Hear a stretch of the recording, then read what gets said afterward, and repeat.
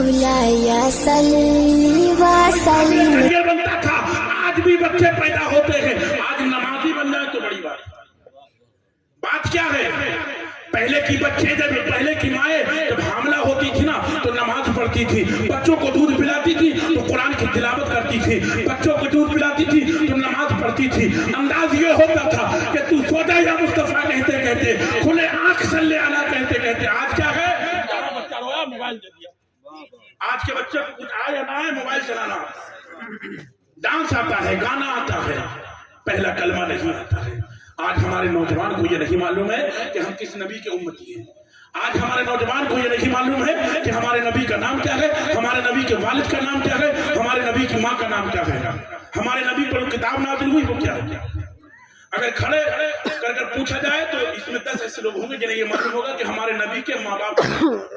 मैं किसी को जलील करना नहीं चाहता। हमारी जिम्मेदारी ये है कि हमें शरीयत का पाबंद होना चाहिए, हमें सही तरीके से जिंदगी गुजारना चाहिए। नमाज हर आकिल बालिग मुसलमान पर फर्ज है। बीमार हो लेट कर पढ़िए, बैठ कर पढ़िए, नमाज पढ़िए, नमाज किसी हाल में मत छोड़िए। ये महफिलें बाद में है, पहले नमाज। जो आज जरूरी था ना, सुन्नियों ने उसे गैर जरूरी कर दिया, और जो गैर जरूरी था उसे जरूरी। आज हमारे क्या, जो अगर पतीले नहीं बनाएगा वो सुन्नी नहीं है, पतीले बनाए तो सुन्नी। नमाज पढ़े या ना पढ़े, हम ये कहते हैं पतीले बना या मत बना, नमाज पहले है। हलीम बना या मत बना, पहले नमाज पढ़, शरीयत का पाबंद बन जा। हमारे यहाँ क्या, पुण्य की फाता होगी उधार लेकर, तीजे की फाता होगी उधार लेकर, शबरात की फाता होगी उधार लेकर। कौन सी शरीयत ने लिखा है कि फाता उधार लेकर, कर्जा लेकर की जाए। फाता पहले है नमाज, कुरान पहले है फाता। अपनी जिंदगी को मकसद दीजिए कि अल्लाह ने आपको इस दुनिया में किस लिए भेजा। भेजने का मकसद क्या है।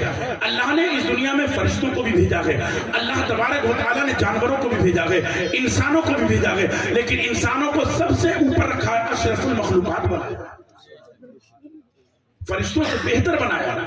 वो फरिश्ते जो गुनाह नहीं करते हैं, मासूम हैं, हर वक्त अल्लाह की फरमाबरदारी में रहते हैं, लेकिन उन फरिश्तों से अफसर तुम्हें बनाया।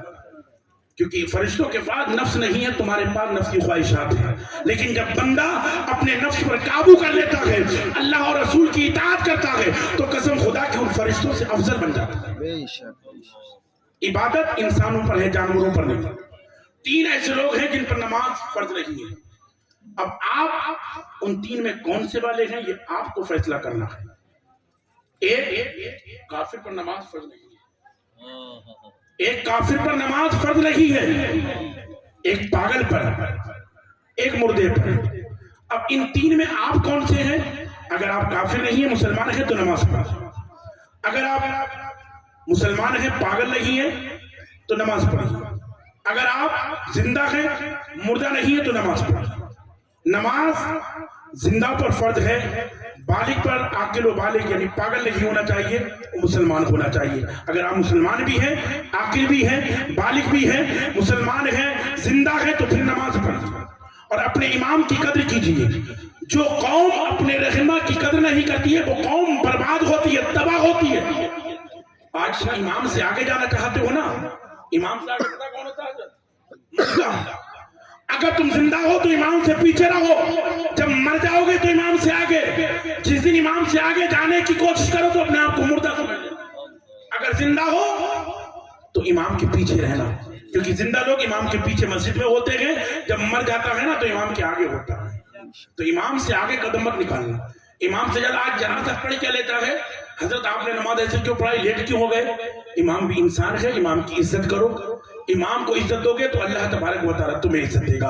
इमाम वो जात होती है जो रोजाना 5 मरतबा बंदों के और अल्लाह के दरमियान खड़ी होती है, अल्लाह से तुम्हें मिलाती है। आज दीन का काम कहीं से हो रहा है तो वो मस्जिद का इमाम करता है, रोजाना 5 वक्त तुम्हारे लिए दुआ करता है, ए मौला इस बस्ती के मुसलमानों पर रहम फरमा, ए मौला इस बस्ती के बीमारों को शिफा अता फरमा। लेकिन आज क्या है, तुम इमाम को नहीं दोगे, अपने पीरों को मुसाफा करो।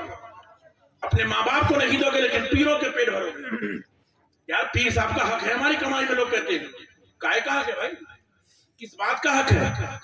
इमाम का हक है, इमाम का हक है, अगर इमाम का दिल दुखाया तो कल मैदान महशर में हर जमात अपने इमाम के साथ पुकारी जाएगी। तो इमाम के पास ये ऑप्शन होगा, कहेगा ये मौला ये बड़ा नालायक था, ये कल मुझे सताता था, ये बड़ा तनख्वाह नहीं देता था, ये मेरे खिलाफ बातें बनाता था। कुरान ने ये नहीं कहा है कि पीरों के साथ बुलाए जाओगे या बाबाओं के साथ बुलाए जाओगे। कुरान ने कहा है हर जमात अपने इमाम के साथ बुलाई जाएगी, तुम अपने इमाम के साथ होगे। अगर इमाम को खुश रखा होगा, इमाम को राजी रखा होगा, तो कल मैदान महशर में ये इमाम कहेगा ए मौला इन्होंने दुनिया में मुझे खुश रखा था, मुझे राजी रखा था, तू भी इनसे राजी रखा।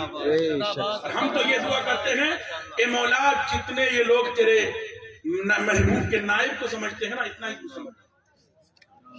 अब तुम जितना अपने इमाम को समझोगे अल्लाह तबारक व तआला तुम्हारी रोजी में बरकत देगा। नमाज की पाबंदी करो, पर्दे का एहतमाम होना चाहिए।